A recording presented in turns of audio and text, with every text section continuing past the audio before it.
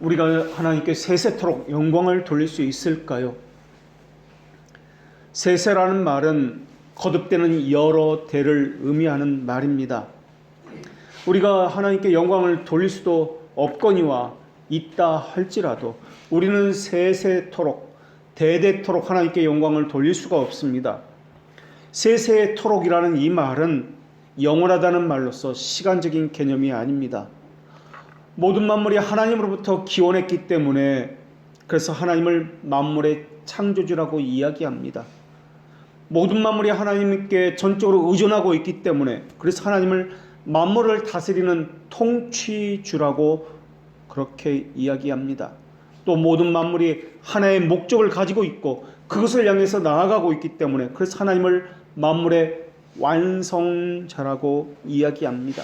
그래서 모든 만물은 창조주시며 통치주시며 만물을 심판하시는 완성주이신 하나님을 궁극적인 목적으로 삼고 그 하나님께 영광을 돌리도록 지음을 받았습니다. 그런데 이 영광이라는 말의 의미는 하나님의 것을 하나님의 것으로 인정한다는 말이지 우리가 하나님께 무언가 할 수 있다, 돌린다라는 말의 의미가 아닙니다. 그래서 하나님을 아는 지시라고 말을 할 때도 지적인 뜻으로 사용되는 영어로 know라는 단어가 아니라 삶에서 인정한다, 하나님의 것임을, 하나님임을 인정한다는 그런 의미로서 acknowledge라는 그런 단어를 쓴다고 말씀드렸습니다. 우리가 할 수 있는 것은 하나님의 어떠하심, 존재, 선하심, 공의로우심, 능력 이러한 것에 대해서 인정하는 것 외에는 할 수 있는 것이 아무것도 없습니다. 물론 하나님의 영광에 대해서 우리가 인정한다고 해서 그 영광이 더해지는 것도 아닙니다. 우리가 인정하지 않는다고 해서 그 영광이 사라지거나 감해지는 것도 아닙니다. 하나님의 영광은 하나님의 본질에 속하기 때문에 그렇습니다. 오늘 본문에서 하나님 아버지께 바치는 영광송으로 끝을 맺고 있습니다. 이것을 솔리 데오 글로리아라고 이야기합니다. 하나님의 영광이라는 단어, 이것은 또한 제의적인 의미로 오늘 본문에서 사용하고 있습니다. 다시 말하면 예배와 관련되어진 용어가 하나님의 영광이라는 이 단어라는 것입니다. 우리는 하나님의 영광이라는 것을 생각할 때 종종 도덕적인 사람의 행위로만 생각을 합니다. 얼마나 우리가 하나님한테 많은 은혜를 받았는지, 지난 1년간 수많은 은혜를 받았기 때문에 마땅히 하나님께 영광을 돌릴 만한 것을 그 어떤 행위를 통해서 돌려야 한다라고 결론을 늘 맺곤 합니다. 물론 그 말 자체가 틀린 말은 아니지만은 명시적으로 또 성경 본문에 그렇게 말하는 구절도 있습니다만은 그러나 솔리데오 글로리아라는 이 말은 사람의 행위에 초점을 맞춘다는 그런 의미가 아닙니다. 만약에 솔리데오 글로리아, 하나님의 영광이 세세토록 있을지어다, 이 하나님의 영광이라는 이것이 하나님이 아니라 사람의 행위에 초점을 맞춰서 우리가 하나님께 영광을 돌려야 한다라고 한다면은 행위 구원이라는 것에 역설적인 결과를 초래할 수 있다라는 것입니다. 그리고 인간 중심적인 어떤 과제가 있다라는 것이 왜곡되어 그렇게 나타나게 될 것입니다. 더군다나 사람이 하나님께 영광을 돌리기 위해서 어떤 행동을 해야 할까라는 고민이 생기게 될 것입니다. 이것은 마땅히 하나님을 의존해야 하는데도 불구하고 의존하지 않는 것입니다. 또한 하나님이 우리에게 의존되어 있다는 것을 역설적으로 말하고자 하는 것이 될 것입니다. 그런데 로마서 11장 마지막 절을 우리가 살피고 있는데 로마서 1장부터 11장까지에서 말하고 있는 것은 교리적인 부분입니다. 그런데 맨 마지막에 11장 맨 마지막 결론 부분에서 송영으로서 하나님의 영광을 찬양하고 예배로서 모습을 나타내고 있습니다. 다시 말하면 신학이라는 것은, 교리라는 것은 송영과 하나님을 찬양하는 이 예배와 결코 분리될 수 없다라는 것을 말씀하고 있다라는 것입니다. 신학이라는 것은 하나님에 대한 우리의 믿음이 그 내용을 이야기하는 것입니다. 그리고 송영이라고 하는 것은 우리가 믿는 바에 따라서 행하는 하나님에 대한 우리의 예배를 의미하는 것입니다. 신학 없이 송영이 있을 수 없으며 또 동시에 송영 없이 신학이 있을 수 없다는 것을 잘 보여주고 있습니다. 우리가 믿음을 가졌다는 것은 하나님을 향한 예배를 위해서 존재한다라는 것을 말씀하고 있습니다. 또한 하나님을 향한 예배는 우리의 믿음이 전제되어 있다라는 것을 말씀하고 있습니다. 만약에 이 교리와 송영, 이 예배가 분리되어 버린다면 알지 못하는 신에게 예배하는 우상 숭배에 불과할 것입니다. 모든 참된 예배는 그리스도와 성경 안에 나타난 하나님의 자기 계시에 대해서 그것에 대한 반응으로 나타나는 것이 예배입니다.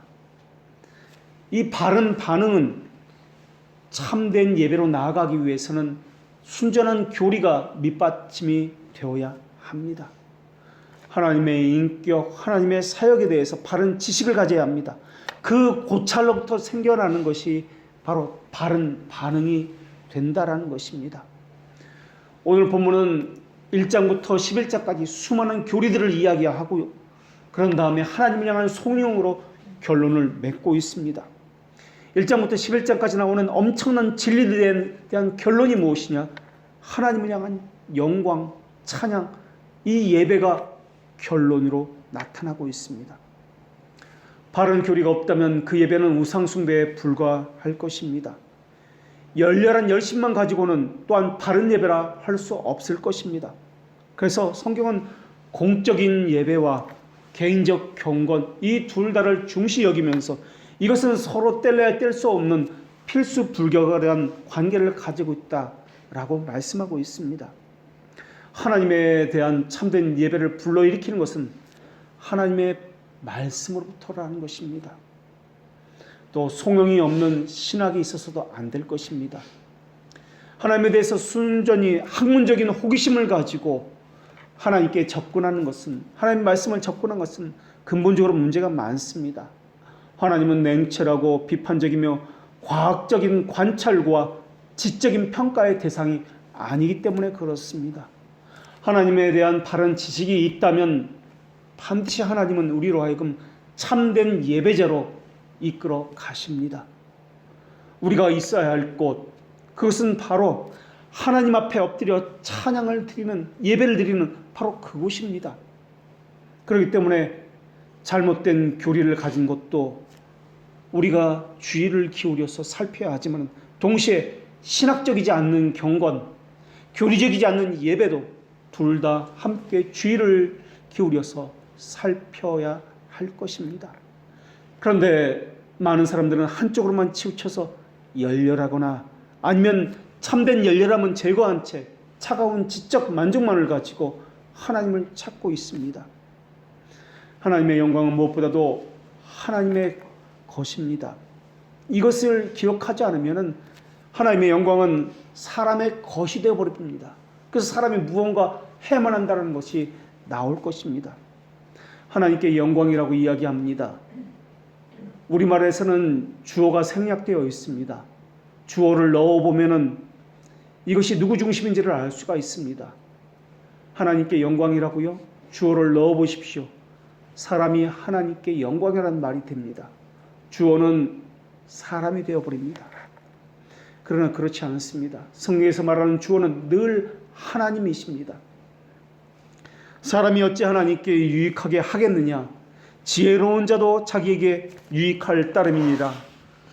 내가 의로운즉 전능자에게 무슨 기쁨이 있겠으며 내 행위가 온전한즉 그에게 무슨 이익이 되겠느냐? 이것이 성경의 말씀입니다. 또 다른 본문에서는 이렇게 말씀하고 있습니다.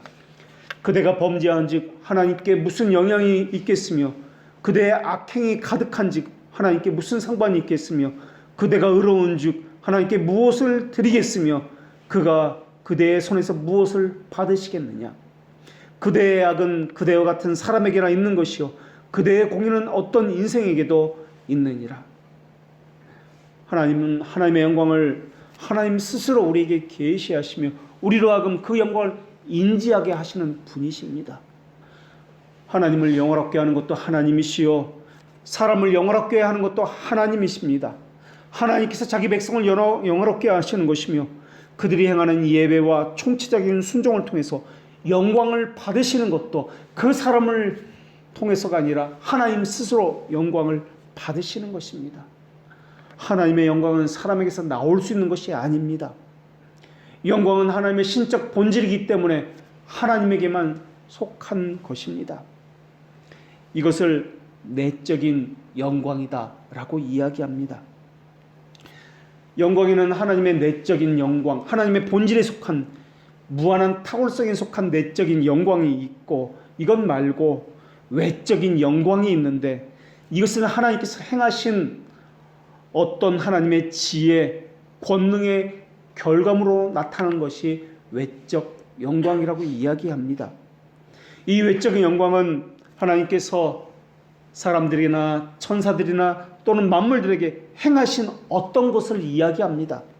그래서 그들이 하나님을 사랑하게 되고 하나님을 알게 되고 하나님께 순종하게 되고 영원토록 하나님께 예배하고 찬송하게 되는 것과 관련을 짓는 것이 외적 영광입니다. 그런데 이 외적 영광이라는 것은 하나님에게 어떤 탁월함을 더해 드리는 것을 통해서가 아니라 하나님의 탁월성을 인정하는 것을 통해서 나타나는 것을 이야기합니다.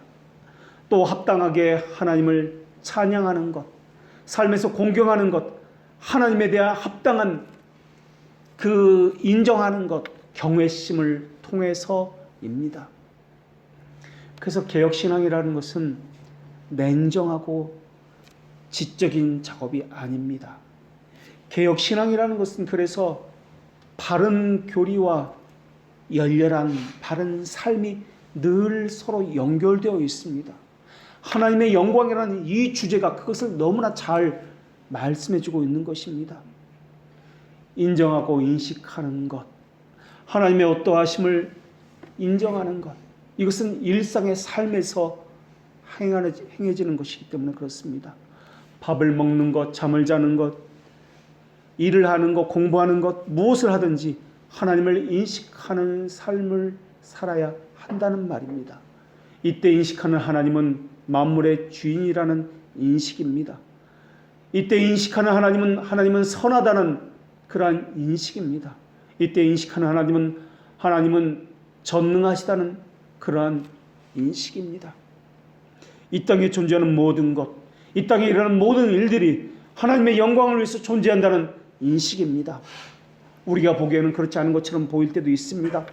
이것은 악인 것처럼 그렇게 보일 때도 너무나 많이 있습니다.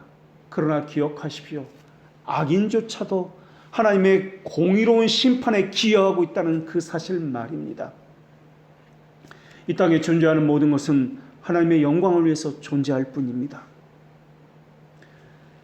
하나님의 영광, 솔리데오 글로리아라는 것은 중세교회에 타락한 중세교회가 사제와 하나님의 권위를 섞어놓기 시작했습니다. 그래서 하나님의 권위와 사제의 권위, 목사의 권위를 동일하게 사용하였습니다. 이런 사상에 반해서 모든 영광은 사람이 아닌 하나님에게만 돌려야 한다는 것을 말하기 위해서 나온 것입니다. 또 구원은 하나님이 시작하고 하나님이 완성한다는 것을 말하기 위해서입니다. 거기에 사람이 참여하는 부분은 없기 때문에 모든 영광은 하나님으로부터 하나님으로 말미암아 하나님에게로 모든 영광을 하나님이 받으신다는 사상이 솔리데오 글로리아라는 사상입니다. 그렇기 때문에 솔리데오 글로리아라는 이 말은 하나님께 영광이다 라는 말로 사용하기보다는 하나님의 영광이다 라고 해야 정확한 표현입니다. 사실 솔리데오 글로리아를 포함해서 5가지 솔라를 이야기합니다. 5가지 오직을 이야기하는데 우리 장로교회와 개혁교회와는 거의 상관이 없는 그러한 사상입니다. 이것은 종교개혁 당시에 루터파에서 나온 사상입니다. 원래는 세 가지 솔라였습니다. 근데 루터파와 개혁파가 만나서 신학적인 일치를 살피는 과정 속에서 두 가지 것이 더 추가되어서 파이브 솔라, 다섯 가지 오직이 된 것입니다. 결국 이 다섯 가지 솔라는 우리도 인정하는 바이지만은 우리 개혁파나 장로교회가 주장하는 신학은 아니다라는 것입니다.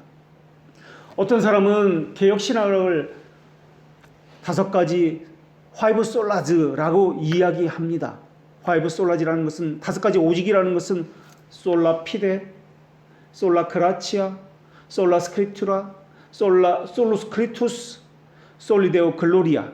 오직 믿음으로, 오직 은혜로, 오직 성경으로, 오직 그리스도로, 오직 하나님의 영광으로 이 다섯 가지를 이야기합니다. 그런데 세 가지 솔라지는 1530년 6월 25일 독일 종교개혁자 멜랑이톤이 신성노마지고 황제 칼 5세와 독일의 군주들의 모임인 아우크스부르크 그 의회에서 제안한 아우크스부르크 고백서에 담긴 내용입니다. 루터파가 28가지 항목을 우리 믿는 바입니다 하고 그때 아우크스부르크 신앙고백서에 그렇게 담겨서 제출합니다. 그 고백서 가운데 칭의 부분에 사항에 보면은 인간은 자신의 힘이나 공로, 행위나 행위적 믿음으로 하나님 앞에 의롭다 여길 수 없다라고 이야기하면서 은혜로만 그리스도로 인해서 믿음으로 말미암아 하나님 앞에 의롭다 여겨집니다 라고 고백하는 아우크스부르크 신앙 고백서, 루터파의 신앙 고백서 내용 가운데 사항에 그 기록이 나옵니다. 이 항목이 쓰리 솔라지의 용어의 근거가 된 것입니다. 그러다가 1540년과 1542년에 멜랑이통이 다시 한번 아우크스부르크 신앙 고백서를 개정을 하게 됩니다.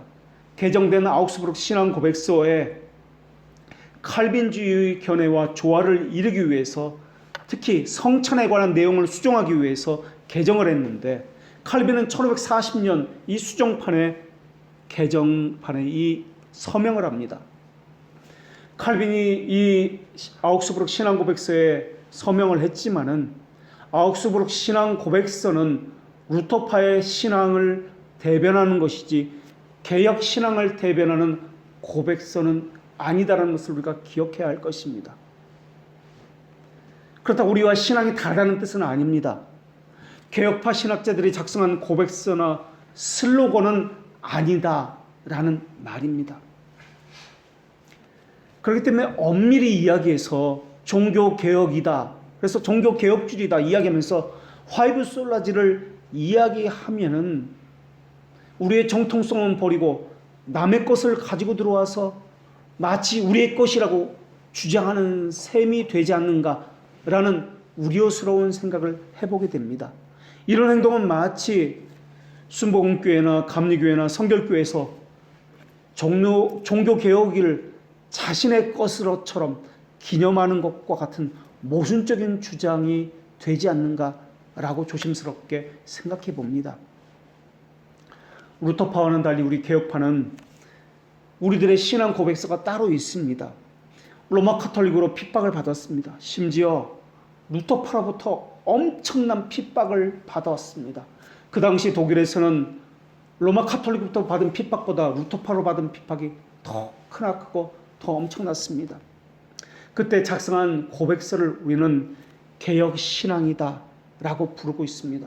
그리고 그 신앙 고백서를 따르는 자를 개혁파다 또는 개혁 신앙인이다 라고 이야기합니다. 종교개혁을 언급할 때 우리는 항상 독일 종교개혁을 언급하고 그것을 먼저 생각합니다. 그러나 종교개혁은, 우리 개혁파의 종교개혁은 독일 종교개혁과는 전혀 상관이 없습니다. 별개로 스위스에서 일어났습니다.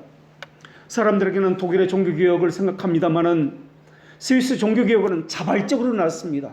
그리고 우리의 신앙의 고백과 개혁 신앙을 형성하는 가장 큰 계기가 되었습니다. 루터파와 개혁 신학이 유사한 것은 서로가 서로에게 영향을 주었기 때문이 아닙니다. 그 신학과 교리가 성경과 사도적인 교부의 신학의 근거기 때문에 그러합니다.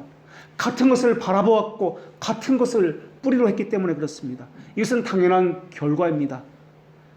그러나 루터파와 개혁파는 정치적으로 완전히 다른 정치 체제를 가졌습니다.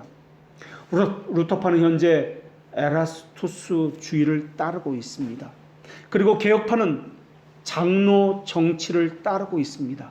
그래서 개혁파를 향해서 정치가 장로 정치를 행한다요 장로교회다라고 이야기합니다. 에라스투스주의라는 것은 스위스 출신 토마스 에라스투스라는 사람의 이름을 딴 정치 형태를 이야기합니다. 에라스투스가 주장한 것은 기독교인들은 모두 국가의 통제를 받아야 한다. 교회의 처벌은 교회가 할 수 없다. 성찬의 수찬 금지와 같은 성례를 교회가 주장해서는 안 된다. 국가가 해야 된다. 이러한 세상은 국가가 교회를 지배해야 한다는 것을 이야기합니다. 이런 세상을 가진 것이 오늘날 성공회라 불리는 앵글리칸 처치나 루터파가 이러한 정치 체제를 가지고 있습니다. 이것이 바로 오늘날 사람들이 교회를 바라보는 태도입니다. 교회가 국가의 말을 들어야지 라면 생각하는 태도가 바로 에라스투스주의 그러한 사상입니다. 루터파는 에라스투스주의에 아직도 머물러 있습니다. 그리고 의식과 예식은 아직도 로마 카톨릭에서 벗어나지 못한 상태로 이것도 아니고 저것도 아닌 어정쩡한 모습을 가지고 있습니다. 오직 성경을 이야기하고 있지만은 혼합주의를 가지고 있습니다. 루터파는 이것에 대해서 강력하게 대응하지 못했고 자기 안에서 제거해내지 못했습니다. 그렇기 때문에 개혁파가 종교개혁을 이야기하고자 할 때 독일의 종교개혁을 말하고 있다면 이것은 혼합주의를 의미한다고 봐도 무방할 것입니다. 10월 31일을 종교개혁일로 주장하고 있다고요. 그것은 참으로 우스운 일입니다. 1517년 종교개혁한 것은 맞습니다. 그러나 10월 31일 종교개혁일이 아닙니다. 루터는 그날 하지 않았습니다. 200년 후에 루터파 후손들이 모여서 우리가 종교개혁을 기념해야 되는데 언제로 할까 하다가 성자들의 날, 이 날이 만성절인데 이 만성절 전날을 종교개혁일로 기념하자 해서 정해 놓은 것입니다. 오늘날은 이 10월 31일을 종교개혁일이라고 보는 것이 아니라 수많은 사람들은 죽은 영혼들이 다시 살아나는 것, 할로윈 데이라고 귀신 분장하고 귀신의 날로 여기고 있습니다. 계속해서 사람들에 의해서 변질에 변질을 거듭하고 있습니다. 왜곡에 왜곡을 더해서 잘못된 이미지를 만들어내고 있습니다. 할로윈 데이, 귀신들의 날, 지옥에서 귀신들이 살아나오는 그날, 종교개혁일을 그렇게 이미지를 좋게 합리화해서 만들어내고 있습니다. 그것은 어쩌면 성탄절도 마찬가지인지도 모르겠습니다. 루터파와 개혁파가 그들의 신학이 모두 종교개혁의 정신을 계승하고 있으니까 같은 신학 아닙니까? 라고 생각하는 분이 있을 것입니다. 정말 그렇습니까? 1555년 아우크스부르크 화의를 통해서 루터파는 독일 내에서 종교의 자유를 얻습니다. 마음껏 예배할 수 있으며 찬송할 수 있으며 또한 종교를 가질 수 있게 되었습니다. 종교를 가진 루터파와는 달리 개혁파는 인정을 받지 못했습니다. 그래서 같은 지역에 있던 루터파로부터 수많은 괴롭힘을 당했습니다. 루터파로 개종하라는 그런 핍박을 받았습니다. 그런 면에서 보면은 로마 카톨릭보다 개혁파는 루터파로부터 더 많은 괴롭힘과 핍박을 받았습니다. 개혁파는 독일 지역에서 루터파에게 죽임을 당했고 재산을 빼앗겼습니다. 그래서 개혁파는 하는 수 없이 정든 고향을 다 버리고 신앙을 찾아서 사람이 없는 곳으로 떠나가야 했습니다. 그것이 바로 늪지대인 바닷물보다 더 저지대라고 불렸던 지금의 네덜란드 지역으로 이주했던 것입니다. 이것으로 개혁파만 피어나는 곳이 아니었습니다. 다양한 계층의 사람들, 다양한 종파의 사람들이 이곳으로 흘러 넘어 들어왔습니다. 마치 신앙의 자유를 찾아서 신대륙으로 넘어갔던 것과 같은 이치로 말입니다. 우리는 미국으로 넘어간 사람들이 신앙의 자유를 찾아갔다고 생각합니다. 그러면서 경건하고 참된 그 청교도 정신을 가지고 정통 신앙을 가진 사람만 미 신대륙으로 향해서 갔다고 생각합니다. 그렇지 않습니다. 이단들이 더 많습니다. 사이비들도 자신들의 신앙을 갖기 위해서, 자유를 갖기 위해서 넘어갔습니다. 네덜란드로 간 것도 마찬가지였습니다. 정통 신앙만 가진 사람만 간 것이 아닙니다. 그러다 보니까 혼합주의가 나타납니다. 쉽게 세속화되고 이단과 우상숭배에 빠질 수 있는 여건들, 환경들이 너무나 많이 생겨났습니다. 미국에서 들어온 우리나라도 여러 가지 혼합주의 형태로 들어온 것과 마찬가지입니다. 이 저지대에 들어온 사람들이 정통신앙만 가졌다고요? 아니었습니다. 특히 네덜란드는 당시 스페인이라는 제국이 지배하는 그러한 식민지였습니다. 아직 국가도 나오지 않은 그런 땅이었습니다. 스페인은 로마 카톨릭 국가였습니다. 식민지 지역인 네덜란드라는 지역에서 개혁파라는 활동한다는 것은 여전히 피해 통치가 있었고 핍박이 있었습니다. 다만 스페인과는 거리가 멀었기 때문에 그 핍박이 덜 했다는 그 차이가 있었습니다. 늘 도망다니며 숨었습니다. 그러면서도 생명의 위협을 받으면서도 개혁파들은 자신의 믿는 그 믿는 바를 분명히 고백했습니다. 자신의 믿는 믿음의 내용이 무엇이며 자신들이 누구인지 분명한 정체성을 믿지 않는 이들에게, 자신들을 핍박하는 이들에게 밝혀야 했습니다. 밖으로는 핍박이 있었고 안으로는 이단과 사이비적인 세속적인 이러한 가치관들이 우리가 가진 믿음에 대해서 혼합시키려고 그렇게 했던 것입니다. 이것은 초대교회에서도 마찬가지였습니다. 밖으로는 핍박이 있었고 안으로는 하나님의 어떤 분인지에 대한 바른 교리가 세워져야 했던 것이 초대교회의 상황이었습니다. 이것은 종교개혁 시기에도 마찬가지였습니다. 초대교회 성도들이 핍박을 받으면서 했던 것이 무엇입니까? 우리가 믿는 신앙이 무엇인지 변증한 것 아닙니까? 그래서 서신으로 남기고 문서로 남겼던 것 아니겠습니까? 이것은 종교개혁 시기에도 마찬가지였습니다. 그래서 프로테스탄트 인쇄업자들은 성경을, 교리문답서를, 시편 찬송을, 칼빈의 글들을 네덜란드어로, 독일어로 인쇄하고 보급했던 것입니다. 이런 이유 때문에 1561년 벨기에 지역에서 신앙 고백서가 만들어지게 된 것입니다. 귀도 드 브레라는 목회자에 의해서 말입니다. 우리가 믿는 것이 이것입니다 라고 외부에는 핍박하는 사람들에게 우리의 믿음에 대해서 알리는 것이고, 내부에서는 혼합주의를 경계하며 세속적인 가치관을 제거하기 위해서 이것 외에 이 울타리 밖으로 나아가면 잘못된 신앙을 가진 겁니다 라고 하기 위해서였습니다. 그리고 1571년 10월 4일부터 10월 13일까지 독일의 동북부 프리슬란드 엠덴이라는 지역에서 29개 네덜란드에 흩어진 그 개혁파 교회들이 모여서 종교회의를 최초로 열게 되었습니다. 최초의 개혁교회가 거기서 만들어지게 된 것입니다. 1571년. 여기서 개혁교회의 교리가 무엇인지를 분명히 확정하고 교리들을 확립하기에 이르게 됩니다. 그리고 장로교회, 우린 장로 정치를 합니다. 장로교 제도를 채택합니다. 그리고 지역마다 노회를 만들었습니다. 그리고 거기서 우리가 믿는 바가 무엇인지에 대해서 벨직 신앙고백서, 하이델베르크 교리문답서, 그리고 제네바 교리문답서를 우리의 믿는 바라라고 채택을 하게 됩니다. 결국 공식적으로 1571년 엠덴에서 개혁교회라는 말이 본격적으로 등장을 하게 됩니다. 이때 이들이 채택한 신학을 개혁신학이다 라고 이야기합니다. 그리고 그들이 채택한 정치를 장로 정치다 라고 이야기합니다.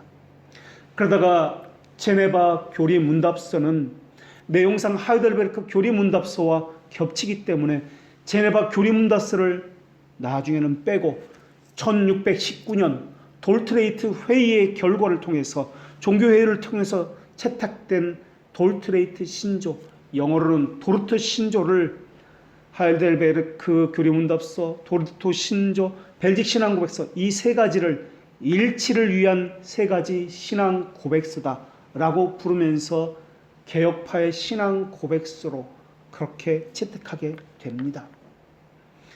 이 도르트 신조는 흔히 칼빈주의 5대 항목이다, 5대 조항이다 라고 부릅니다. 칼빈의 신학을 따라서 만들었기 때문에 칼빈주의 5대 항목이다 부르는 것이 아닙니다.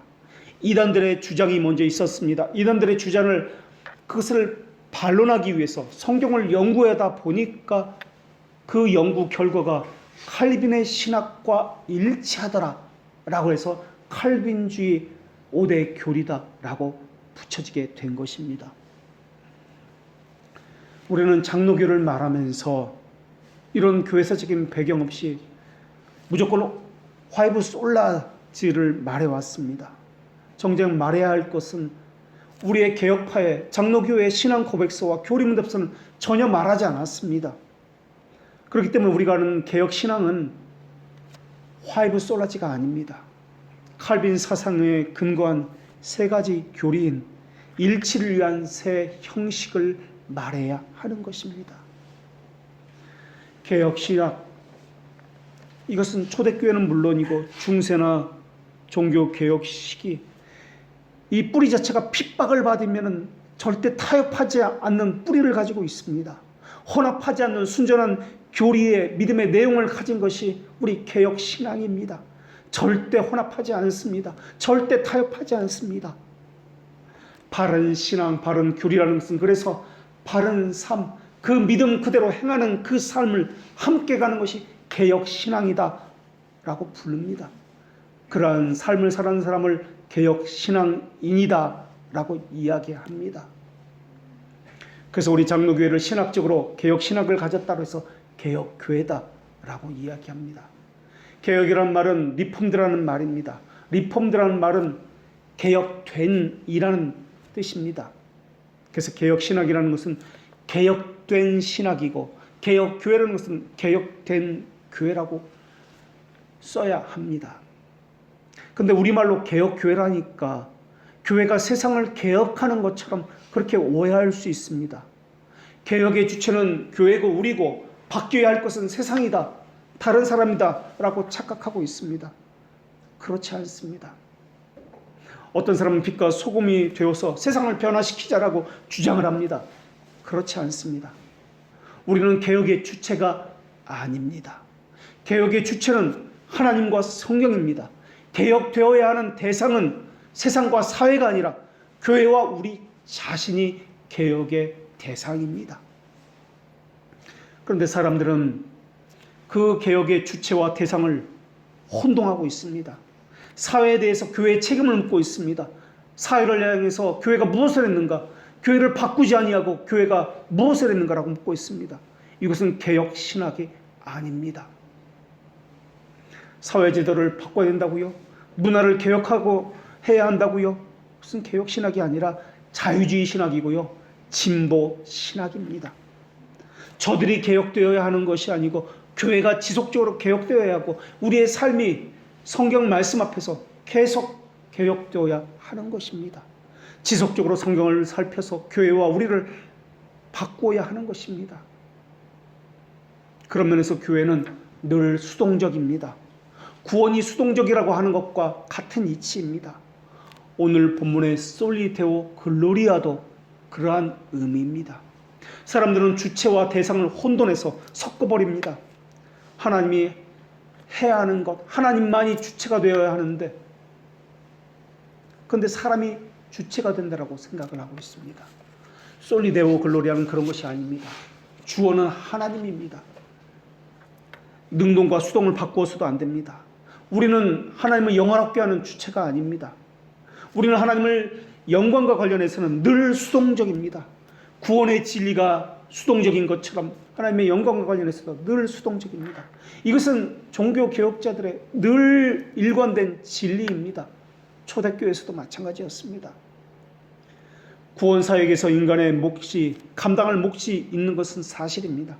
그러나 이것은 인간의 책임과 의무를 말하는 것이지 구원사역의 인간이 주체라는 의미는 결코 아니다라는 것입니다.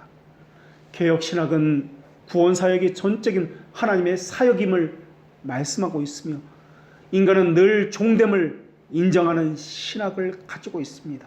하나님의 영광에 있어서도 마찬가지입니다. 그래서 오늘 본문에서 하나님을 향해서 다른 호칭이 많이 있을 것입니다. 여호와라는 호칭, 엘로힘, 하나님이라는 호칭, 많은 호칭이 있는데도 불구하고 주라는 호칭을 사용하고 있습니다. 주인으로서 하나님을 섬기고 있습니다. 창조주, 보존주, 섭리주, 이러한 것을 포함하고 있습니다.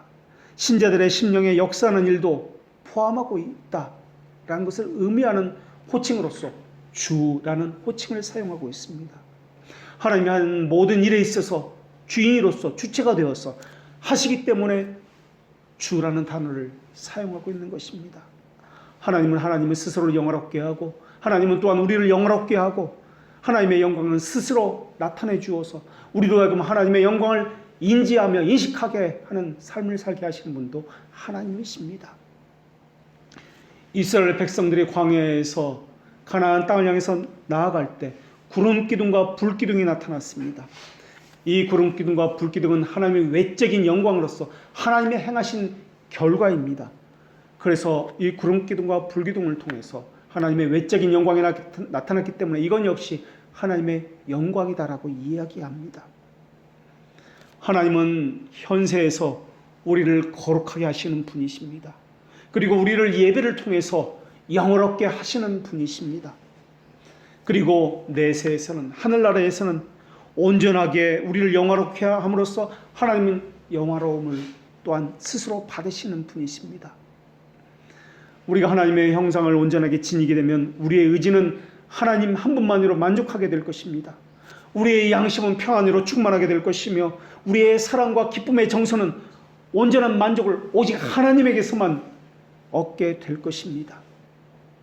그래서 오늘 본문은 온전히 오직 하나님만이 온전히 알 수 있는 하나님의 본성인 내적 속성으로부터 하나님의 영광을 끌어내고 있습니다. 그것은 주에게서라는 이 단어입니다. 그리고 모든 일에서 하나님은 하나님의 영광을 외적으로 나타내는 것을 오늘 본문에서 또한 말씀하고 있습니다. 그 호칭은, 그 단어는 주로 말미암고라는 것입니다. 또 하나님은 하나님의 영광을 하늘들에서 빛나게 하실 뿐만 아니라 우리와 그럼 현세의 삶 속에서 우리의 순종과 예배를 통해서 하나님을 높이고 영화롭게 하십니다. 그리고 하나님께서는 자기 백성들의 몸과 영혼을 완전하게 하셔서 새나라와 세계의 영광을 하나님과 더불어 누리게 하는 것에서 절정에 도달하게 하십니다. 이것의 단어가 주에게로라는 단어입니다. 결국 하나님의 영광이라는 이 단어, 솔리데오 글로리아라는 이 단어는 창조와 섭리, 주에게서부터 구속, 주로 말미암고 종말의 완성, 주에게로, 창조, 구속, 종말이라는 이 모든 이어지는 성경의 이야기 속으로 우리를 이끌어가고 있다라는 것입니다. 하나님은 하나님을 영화롭게 하고자 하나님의 백성을 하나님께로 향하게 해서 새 예루살렘에 안착시키십니다. 그렇기 때문에 주께 영광이 세세 있다는 이 말씀은 시간을 초월하는 창조와 구속과 완성을 이야기하는 그 시간을 초월하는 그러한 말씀입니다. 시간을 초월하는 말씀인 동시에 이 솔리데오 글로리아는 시간과 또한 아주 밀접한 연관을 가지고 있습니다. 시간을 초월한다는 말은 하나님의 본질적이고 내적인 영광을 의미하는 것이고, 시간과 아주 밀접한 관계를 가졌다는 말은 하나님의 외적인 영광인 하나님의 백성과 관계하는 영광을 말하기 위함입니다. 하나님의 영광이 시간과 밀접한 관계를 가졌다는 말은 우리에게 주어진 구체적인 때, 장소, 하나님이 정하신 그 방법, 그때 하나님께서 영화롭게 하신다라는 것 때문에 그렇습니다. 그래서 하나님의 영광은 내적인 영광과 외적인 영광으로 나눌 수 있는데, 이 외적인 영광을 하나님께서 행하신 결과다라고 우리는 지금 나누고 있습니다. 그런데 이 내적인 영광은 하나님의 본질에 관계된 것이지만 외적인 영광은 하나님이 행하신 결과로 우리에게 나타나는 것을 이야기하는데, 이 외적 영광을 표현할 때 성경에서는 하나님은 빛으로서 행하신다라고 대부분 말씀하고 있기 때문에 빛을 발한다는 뜻에서 발산적 영광이다라고 이야기합니다. 그리고 외적 영광에는 발상적 영광, 하나님의 빛을 발한다라는 발산적 영광이 있고 또 하나의 영광이 있는데, 사람들이 하나님의 빛을 보고서 반응한다라는 측면에서 반응적 영광이다 또는 효과적 영광이다라고 이야기합니다. 예를 들어서 회심하기 전에 다메섹에서 하늘에서 빛을 받은 바울이 그러합니다. 빛을 내려 쬐었을 때 그 빛을 하나님의 영광을 반영한 발상적 영광이라고 이야기한다면, 그 빛 앞에 엎드려진 것을 반응한다, 사람이 반응한다 해서 반응적 영광이다 또는 효과적 영광이다 라고 이야기합니다. 하나님께서 발상적 영광을 바라시면은 반드시 사람은 피조물은 반응하기 때문에 효과적 영광이다 라고 이야기합니다. 그래서 하나님으로부터 시작돼서 하나님으로 말미암고 하나님을 향해서 나아갑니다. 우리 신앙의 선배들은 하나님으로부터 온 이 영광의 빛, 발상적 영광을 받았습니다. 그리고 그들은 하나님을 향해서 반응적 영광을 또한 하나님 앞에 인정하는 삶을 살았습니다. 만약에 우리가 우리 신앙의 선배들과 동일한 신앙의 유산을 받았다면, 우리가 정말로 개혁파 신앙을 가졌다면 우리는 어떤 삶을 살아야 될까요? 어떤 핍박에도 타협하지 않아야 될 것이며 혼합하지 않아야 될 것이며 순수하게 교리를 지켜내는 일을 해야 할 것입니다. 시편 기자는 이렇게 고백합니다. 일심으로 주의 이름을 경외하게 하소서. 나뉘어진 두 마음이 아닙니다. 혀의 고백이 다르고 삶의 고백이 다른 이것을 이야기하지 않습니다. 오직 올곧은 한 마음, 이것이 일심입니다. 혼합하지 아니하였으며 순전한 믿는 그 교리를 믿는 그 마음 그대로, 고백한 그대로, 우리의 서약 그대로 그렇게 행하는 삶을 이야기합니다.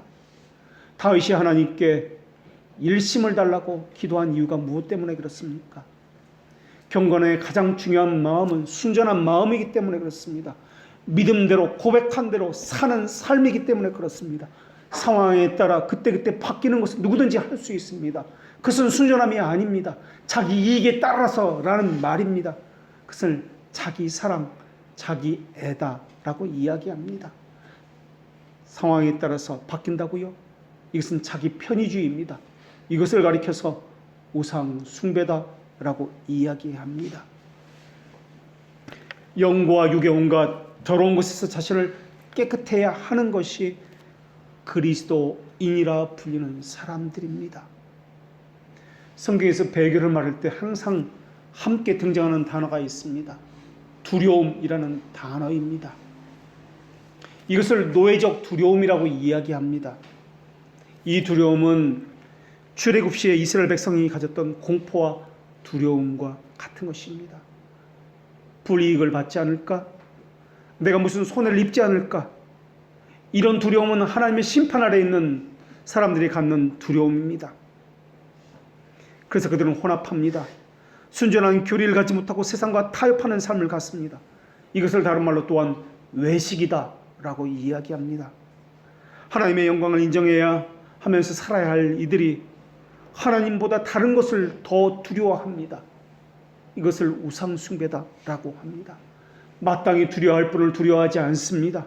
하나님보다 다른 것을 더 두려워합니다. 그것은 무엇이냐? 하나님보다 다른 것을 하나님 자리에 올려놓는 것이다 라는 것입니다. 우리가 가져야 할 두려움은 하나님을 향한 경외에서 나오는 하나님에 대한 두려움에는 없습니다. 우리가 하나님의 말씀을 지키지 못하기 때문에 어떻게 할지에 대한 두려움입니다. 하나님의 말씀에 불순종이 있기 때문에 하나님 앞에서 서는 그 두려움 외에는 우리가 가져서는 안 될 것입니다. 그렇다면 묻겠습니다. 우리의 두려움은 도대체 어디로부터 비롯된 것입니까? 상황에서 비롯된 것입니까? 아니면 사람에서 비롯된 두려움입니까? 아니면 하나님의 말씀에 순종하지 못했기 때문에 거기서 나오는 두려움입니까? 사랑 안에는 두려움이 없다고 그렇게 말씀했습니다. 하나님 외에 다른 것을 더 두려워한다면 이것은 하나님을 사랑하지 않는다는 뜻일 것입니다. 그리고 그 두려워하는 그것을 더 사랑한다는 뜻일 것입니다. 광야에서 이스라엘 백성이 두려워했던 것은 먹을 것과 마실 물이 없는 것에 대해서 두려워했습니다. 출애굽 당시는 애국 군대에 대해서 그 두려움 때문에 벌벌 떨어야 했습니다. 가나안 땅을 앞두고는 이스라엘 백성들이 두려워했던 것은 자신들은 메뚜기와 같은 것이고 저들은 너무나 강해 보였다. 힘이 있어 보인다. 우리는 어찌할 도리가 없는 것처럼 보인다. 그들의 보고는 객관적이었고 지극히 과학적인 근거를 댄 그런 보고였습니다. 그런데도 불구하고 그들은 가나안 땅에 들어가지 못하고 하나님으로부터 죽임을 당해야 했습니다. 그들은 하나님의 언약을 믿지 않았기 때문에 그렇습니다. 하나님을 경외하지 않는 이유가 무엇입니까? 하나님을 사랑하지 않기 때문에 그렇습니다. 또한 하나님이 어떤 분인지 모르기 때문에 그렇습니다. 하나님의 속성에 대한 무지와 어두움, 하나님이 거룩하시다고요? 공의롭다고요? 지혜롭다고요? 하나님의 그 전능하심에 대해서, 영광에 대해서 경외심을 갖지 못하기 때문에 그렇습니다. 결국 그것은 하나님을 모르는 자이기 때문에 그렇게 하는 것입니다. 우리가 하나님을 인간에서 사람 수준으로 끌어내리는 만큼, 그 정도만큼 하나님에 대한 경외심도 우리에게서 사라지는 것입니다. 하나님을 향한 두려움은 하나님의 본성에 대한 바른 인식에서 나타나는 것입니다. 그런데도 불구하고 상황 때문에, 사람 때문에 노예적 두려움을 갖고 있습니다. 왜 노예적 두려움을 갖고 있습니까? 무감각하기 때문에 그렇습니다. 고집스럽기 때문에 그렇습니다. 하나님을 멸시하기 때문에 그렇습니다. 하나님의 영광이 삶에서 우선순위에 있다면 그 사람의 삶은 어떻게 우선순위가 바뀔까요? 하나님의 무시무시한 심판에 대해서는 멸시하는 삶을 살까요? 하나님을 대적하고 하나님의 말씀에 불순종하는 삶을 살 수 있을까요? 그런데도 불구하고 하나님을 대적하고 멸시하는 일들이 우리 사이에서 너무나 비일비재하게 일어나고 있습니다. 마치 하나님의 영광은 나는 관심 없는 것처럼, 전혀 없는 것처럼 말입니다. 그들에게는 혀의 교리는 있을지 몰라도 삶의 교리는 전혀 없습니다. 하나님의 영광을 사모하는 경외로서의 두려움, 또한 자녀로서의 두려움은 전혀 없습니다. 단지 자기 애, 자기 사랑을 빼앗길까 봐 해서 오는 노예적인 두려움만 있을 뿐입니다. 모든 것이 자기 것이라고 생각하기 때문에 그렇습니다. 주로부터 왔으며 주로 말미암으며 주에게로 향한다는 것이 없기 때문에 그렇습니다. 하나님을 경외하는 데서는 자녀로서의 두려움, 이것이 없기 때문에 오직 자기의 자기 사랑으로부터 오는 이러한 두려움만 있기 때문에 그렇습니다. 하나님을 경외한다는 것은 하나님이 어떤 분인지 아는 것에서 그렇게 시작합니다. 자녀로서의 두려움은 하나님이 어떤 분인지 알기 때문에 마음이 하나님을 향한 거룩한 성향으로부터의 두려움입니다. 하나님을 먼저 생각합니다. 하나님을 향한 거룩한 성향을 가졌습니다. 이것은 자녀가 갖는 두려움입니다. 신자라면 마땅히 이 두려움을 가져야 할 것입니다. 하나님을 공경함에 있어서 하나님을 노엽게 하지 않으려고 하나님의 말씀을 살펴서 조심하고 삼가며 모든 일에 하나님을 기쁘게 하는 일에서 열과 성을 다하는 그러한 자녀로서의 두려움입니다. 그리스도인이기 때문에 그렇게 해야 하는 것이며, 최후 심판을 행하신 하나님에 대해서 거룩한 경외심을 가져야 합니다. 그래서 그리스도인들은 주인이라고 부르기 때문에 늘 그리스도 중심으로, 하나님 중심으로 늘 생각합니다. 자신이 주인에 있지 않기 때문에 그렇습니다. 자기를 중심으로 생각한다고요? 내가 불편해서 그것을 못하겠다고요? 그것은 그리스도인이라는 말을 사용해서는 안 될 것입니다. 자기 불편함을 제거해 버린다면 하나님의 영광을 추구할 수 있는데, 사람들은 자신의 편리함을 추구합니다. 그것이 바로 자기 애이며 우상 숭배입니다. 하나님의 영광을 추구하는 사람이라면 누구든지 죄의 흉악 앞에서는 치를 떨고 순전한 말씀 앞에서는 깊이 통회하고 통회하는 심령을 갖게 되어 있습니다. 자녀로서 갖는 두려움은 그리스도 밖에 있을 때 가졌던 두려움이 아닙니다. 너희는 다시는 무서워하는 종의 영을 받지 아니하였으니라는 말씀과 같기 때문에 그렇습니다. 그리스도인은 노예적인 두려움에서 해방된 사람들입니다. 먹을 것과 마시지 못할 것에, 얻지 못할 것에 대한 두려움에서 해방된 사람입니다. 권력이 주는, 사람이 주는 위협과 정치적인 협박에 대한 두려움에서 해방된 사람입니다. 거친 광야와 같은 생활에서 죽을까봐 하는 염려와 근심에서 오는 두려움이 그들에겐 사라졌습니다. 장차 있을 것에 대한 두려움이 또한 사라진 사람입니다. 구원받지 못한 종의 영을 가진 사람들이 갖는 두려움을 갖지 않은 사람들이 양자의 영을 받은 사람들입니다. 그리스도인이라면 다 벗어 던진 두려움을 가지고 있다면 그들을 향해서 무엇이라 불러야 마땅할까요? 신자는 세상 나라의 인간 정복자들을 두려워할 필요가 없으며, 심판날에 있을 하나님의 형벌을 더 이상, 우리는 의롭다함을 받았으니까, 죄들의 용서함을 받았으니까 그 죄책에 대한 두려워할 이유가 없습니다. 땅에 속한 소유를 잃어버릴 것을 두려워할 이유가 없으며, 죽음을 두려워할 이유가 없으며, 사람이나 권세를 두려워할 이유도 없습니다. 우리 주님께서는 제자들에게 이렇게 말씀하셨습니다. 적은 무리여 두려워 말라.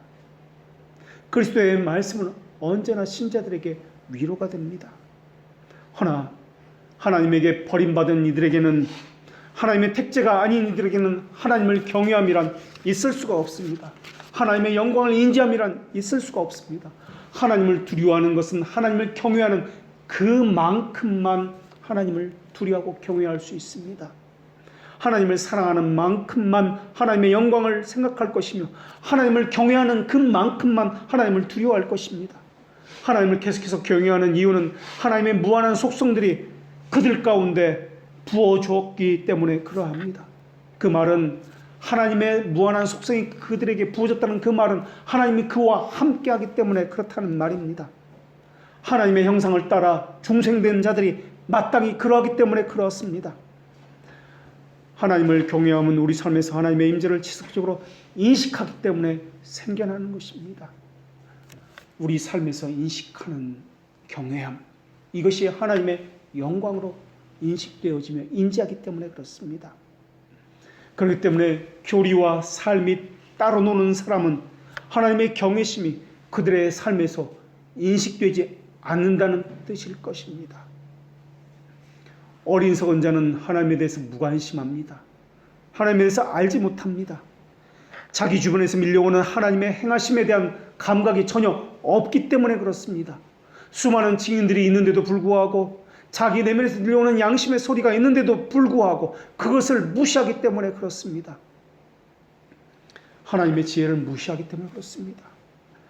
그러나 하나님은 하나님의 자녀의 그들의 마음 가운데 하나님의 어미로우심을, 영화로우심을, 전능하시고 거룩하시고 선하심에 대한 경외심을 불어 넣어 주시는 것입니다. 그리고 삶에서 하나님의 어떠하심을 인식할 수 있도록 늘 부어 주시고 계십니다. 그래서 하나님의 자녀들은 하나님이 언제 어디서든 자기와 함께 한다는 고백을 할 수밖에 없습니다. 내가 주의 영을 떠나 어디로 가며 주의 앞에서 어디로 피하리이까? 하늘에 올라갈지라도 거기에 계시며 스올에 내 자리를 펼지라도 거기 계시니이다. 내가 여호와를 항상 내 앞에 모심이여.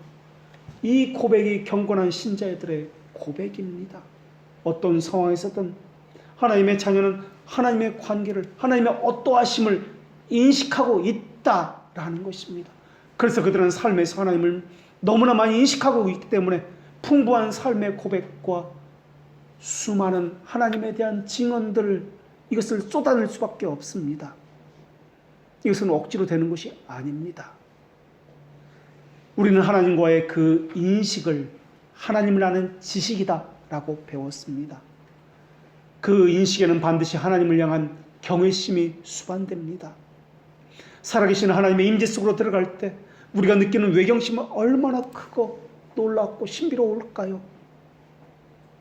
모든 것이 멈춰버린 것처럼, 온 처지가 하나님으로만 꽉 차 있는 것처럼 그런 느낌이 들 것입니다. 밥을 먹을 수도 없을 것이며 잠을 잘 수도 없을 것입니다. 하나님의 임재 앞에서, 그 영광 앞에서 벌벌 떨며 엎드리면서, 그런데도 불구하고 하나님께 더 가까이 나아가고 싶은, 하나님을 더 사랑하고 싶은 그 마음이 간절하게 쏟아질 것입니다. 하나님을 두려워함과 하나님을 사랑함, 이 이중적인 이 모습이 경건이다 라고 우리는 배웠지 않습니까? 자녀로서의 두려움을 가지고 하나님을 찾게 될 것입니다. 그런데 그리스도인들이 하나님을 영화롭게 하는 가장 주된 것이 있는데 그것이 바로 예배입니다. 예배를, 그리스도의 몸을 세우기 위해서 우리가 낮아지고 섬기는 것을 배우게 되는 것입니다. 그래서 섬기는 것과 예배도, 하나님의 영광과 경외하는 것과 예배도, 우리의 삶과 예배도 따로 놀지를 않습니다. 그 사람이 진정한 믿음의 태도를 가졌다고요? 하나님을 사랑한다고요? 그것은 예배의 태도와 자세로 분명히 나타나게 되어 있습니다.